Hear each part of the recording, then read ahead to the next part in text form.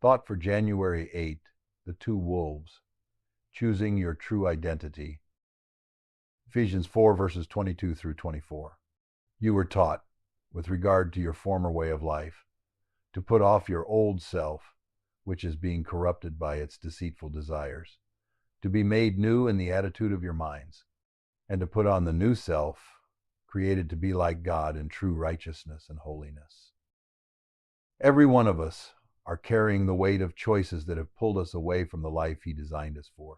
In Paul's words, we discover not just a diagnosis of our condition, but a pathway to transformation. The apostle uses imagery of putting off and putting on clothing to describe the radical change God offers us. This isn't about minor adjustments or surface level improvements. It's about identity itself. The old self, Paul describes, isn't simply our past mistakes. It's the entire way of living that flows from a heart separated from God. There's an ancient wisdom. Life is like two wolves fighting within us.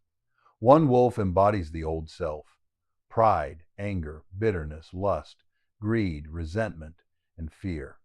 The other represents the new self God is creating in us, full of love, joy, peace, patience, kindness, goodness, faithfulness, gentleness, and self-control. The wolf that wins is the one we feed.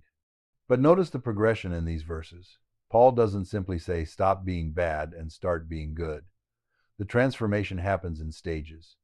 First, we put off the old self, a deliberate choice to reject the patterns and practices that picture our former way of life. Second, there is a newness in the attitude of our minds. This is the crucial middle step we often overlook. Real change doesn't happen merely through willpower, but through a renewing of how we think, how we see ourselves, how we understand our purpose. Finally, we put on the new self, which is created to be like God in true righteousness and holiness.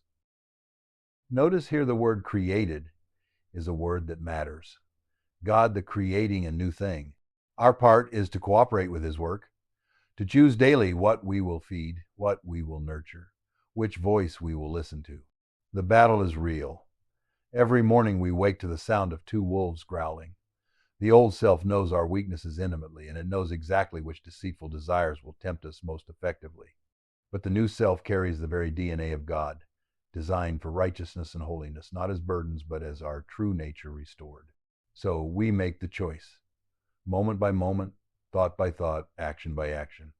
We feed the wolf of the new self by immersing ourselves in God's Word, by choosing gratitude over complaint, forgiveness over bitterness, generosity over greed, truth over deception.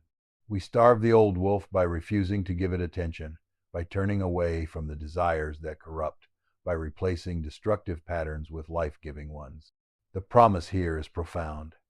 You are not merely patching up an old life. You are being made new.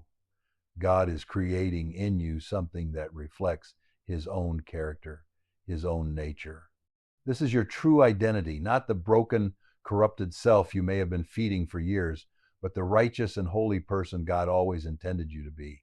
Remember, transformation is not about perfection, but about direction. Which wolf are you feeding today?